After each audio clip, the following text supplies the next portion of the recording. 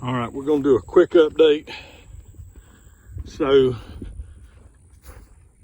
this is a quick update on the Rogue group of heifers.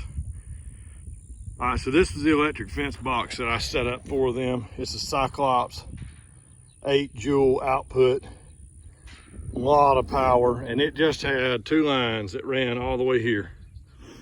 And if you remember, those heifers were crossing from this side to this side. And once they crossed over, I mean, they had access to the whole place. So that was Sunday. Monday morning, we put them in the trailer, hauled them to Dothan, sold them at the Dothan Livestock Company. So Sunday afternoon, we grazed to somewhere right along here. Monday morning, we grazed to right over here on the other side of these trees. You can see how we kept this off.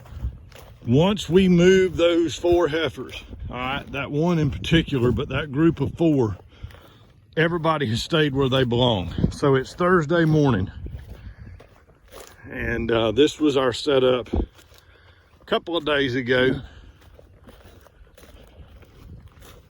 So this kept everybody back. This little paddock is where we were yesterday. This morning, we came in, I mean, literally an hour ago. Now we had this line, this 2-strand right there. That 2-strand line was set up on this side of the fig trees. So you got a fig tree right here, you got a fig tree right there.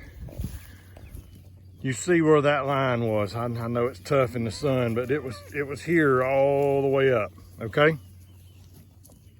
So we came in this morning. Step over this without getting shocked. We came in this morning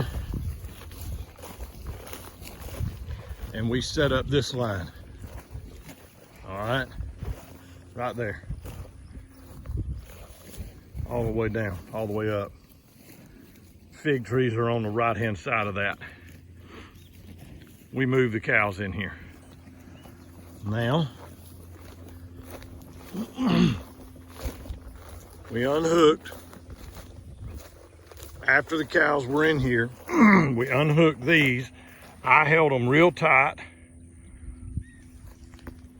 Dylan and Kelly picked up all these posts, here, and started moving the post over, all right? So we're Monday, Tuesday, Wednesday. This is Thursday morning. We have not had a single problem with any of these cows getting out. Not messing with the fig trees, not messing with the apple trees, nothing, okay? And so it's one of our that's probably our oldest cow right there, Big Mama. And you can really tell, you know, she's in here eating just as much as this younger mama is, and look how much fatter and plumper and slick. You know, the old mamas just don't convert. Anyway, that's a tangent to my story, my update. These cows will be in here until this afternoon, about 4 o'clock, 4 or 5. And then we're gonna do the same thing again. We're gonna move them over to this little small wedge, and that'll finish this pasture off. All the oats will be done, and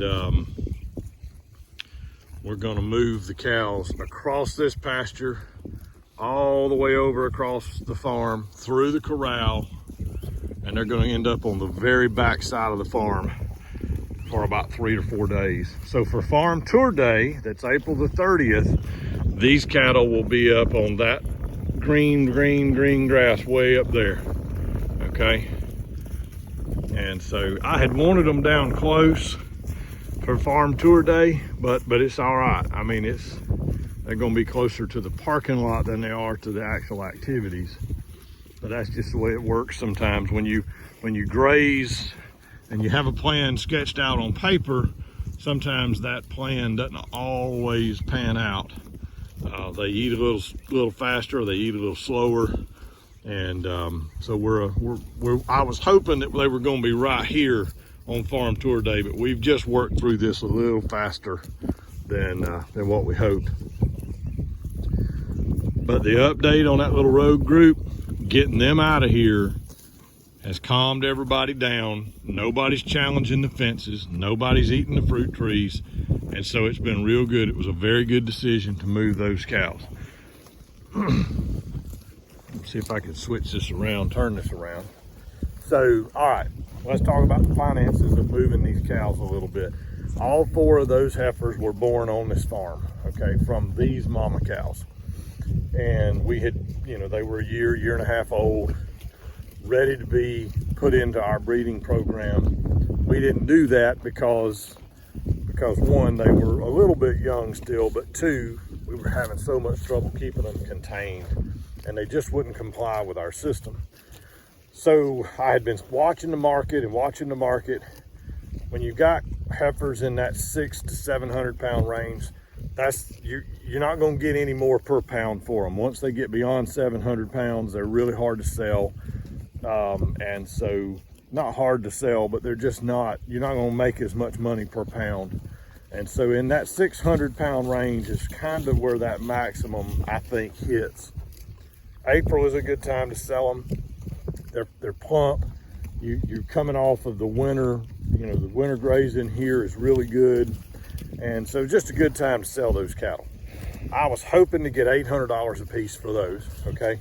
We got $766 per heifer. All right, and that's after all the stockyard fees and the checkoff fees and all the handling stuff, the surcharges. So we got a little more than that gross, but the net on those 4 heifers was $766 a piece. And so I felt like that was pretty good, especially for home raised cows. All we had in them was moving them, and so that's a decent little payday. It'll certainly help with fuel. It'll certainly help with just the expenses of the farm from day to day. So if we had to go buy those cattle when they were little, keep them for a year and turn around and sell them, that would have been a bitter pill to swallow, because that would have been really, really tight. You wouldn't have made a whole lot on them at all. You'd have probably bought those cows, in the $1.20, $1.30 range, and you're turning around and selling them at about the same place. And so that would have been a really, really tough sell and really, really hard margin. And so it wouldn't have been all that great. Anyway, this is Ryan with the Lazy Acres Family Farm. Hope you have a big old good day, and we'll see you.